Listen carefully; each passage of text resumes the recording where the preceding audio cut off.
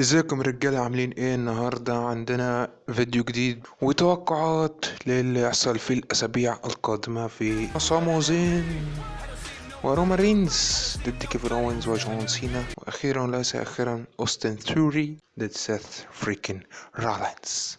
هنقول اللي هيحصل يعني في الماتشات دي والتوقعات اللي هتحصل بعد الماتشات دي. لا، تابع معي الفيديو ده، اعمل لك الفيديو واشترك في القناة لو انت مش مشترك، وفعل زر الجرس عشان توصلك فيديوهاتي اول باول، وما تنساش الشير في الخير. ويلا بينا برو، نبدأ في توقعات للأحداث القادمة. Sierra Hotel India Echo Lima Delta Shield.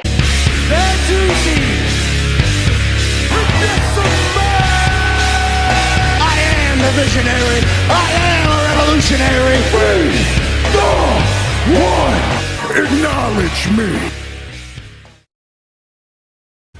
هو يومين بالظبط ولا 3 وخلاص يجي. المهم هو جون سينا كيفن اوينز فيس البلاد لاين، الاتنين بس اللي هيلعبوا منهم اللي هم رومان رينز وسامي زين. بص يا اسطى، الماتش ده هو مش هيخلص الا بثلاث طرق. حلو، اول طريقه ان رومان رينز يخسر بسبب سامي زين، وساعتها يعني ازاي؟ يعني مش فاهم. بص، هو رومان رينز متعدش عليه قبل كده، حلو، بس رومان رينز في نفس الوقت ما خسرش قبل كده، بقاله بتاع 3 سنين تقريبا ما خسرش. فانت بتتكلم ان لو رومان رينز خسر فبسبب سامي زين، فرومان رينز هتبدا ثقته تهتز في سامي زين. حلو، دي نقطة. النقطة التانية ان رومان رينز يكسب بس بسبب سامي زين، وساعتها سامي زين فعلا، حلو، فعلا ثقته تزيد في رومان رينز، واللي هو انت التوب والباقي كان طلب. حلو، فده تاني شيء. تالت حاجة بقى، في حاجة ممكن تحصل، واللي هو ان ممكن سامي زين يعني يغلط، حلو، بس الاوسوس يجي يساعده. حلو، الاوسوس يجي يساعده فينقذوا سامي زين من الخسارة، وساعتها رومان رينز يكسب، بس برضه بسبب الاوسوس مش بسبب سامي زين.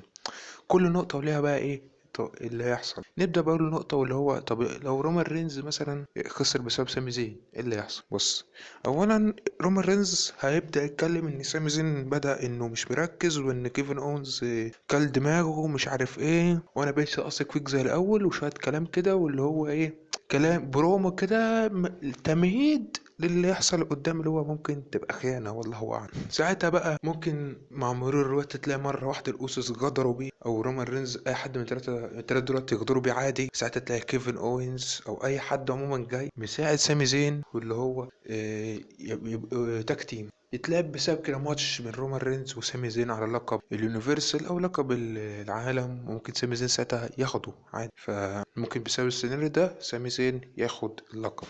بص، هو بيني وبينك، هو اي سيناريو كده كده عارف ان احنا سامي زين هيتقدر بيه، بس الفكره امتى؟ هي دي الفكره. ممكن يتقدر بيه دلوقتي، ممكن بعد الرويال رامبل، ممكن قبل راس المنيا، والله اعلم. المهم ان ده واحد. اتنين، اللي هو سامي زين ورومان رينز يكسبوا بسبب سامي زين. بص يا اسطى، سامي زين لما يكسب، حلو، رومان رينز ثقته هتزيد في سامي زين، واللي هو انت جدع، وانت انت شهم، وانت الرجوله، وانت الاصل.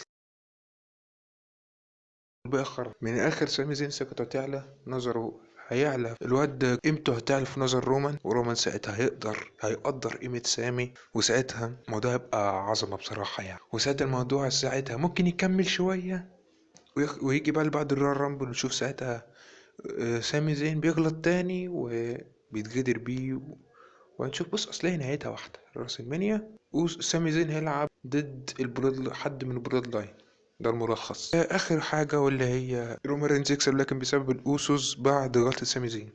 ساعتها حرفيا ساعتها حرفيا مش بص، هو هيتجدر بيه، يعني هيتجدر بيه في ساعتها بقى.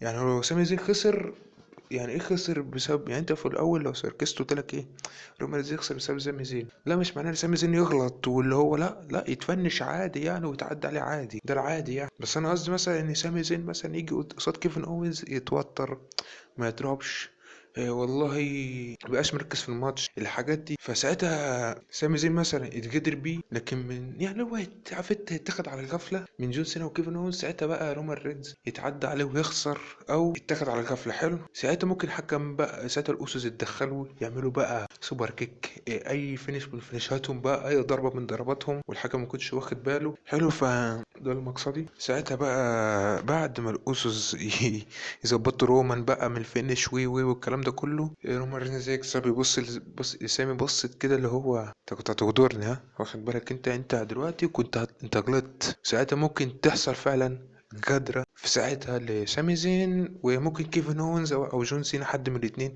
ينقذوه بقى والجو ده، ونشوف ماتش تكتيم او ماتش تكتيم سداسي: جون سينا، كيفن اونز، سامي زين ضد رومان رينز والأوسوس.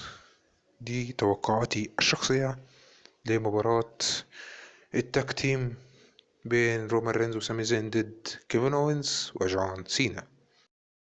نخش على اللي بعده اللي هو اوستن ثيري ضد سيث فريكن رولينز. بص يا اسطى، هو لقب ميد كارد في النهايه فمش مهم اوي، لكن بحكم ان الالقاب مع رومان رينز فلقب مهم شويتين يعني. anyway ايه اللي هيحصل؟ بص 90% بوبي لاشلي هيظهر، 90% برضه كودي رودز هيظهر. هو حد من اتنين هيظهر، بس ما تتوقعش بوبي لاشلي لانه كتير، لكن اي ثينك ممكن يكون كودي رودز. يس يا عم، ايوه يا عم، ممكن يبقى كودي رودز والله، لان كودي رودز قال امبارح انه نفسه يرجع لعب سيث في عداوه، نفسه يلعب ضده وعايز يخش على لقب العالم. لا نفسه يعني نفسه يخش بجد بقى عوده ومش عارف ايه والجو ده.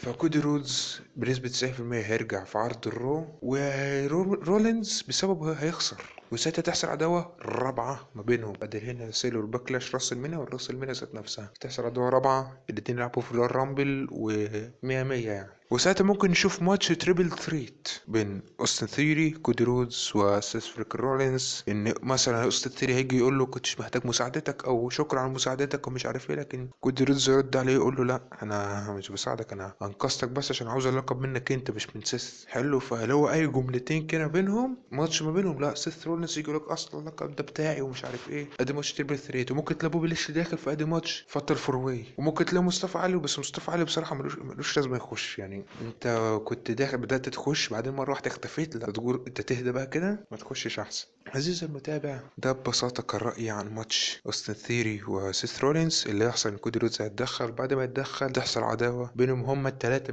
مش سيث وكودي بس، لا اوستن ثيري هيتدخل معاهم، ويبقى في ماتش تريبل ثريت على الرويال رامبل او قبليه عادي، بس هيبقى في الرويال رامبل.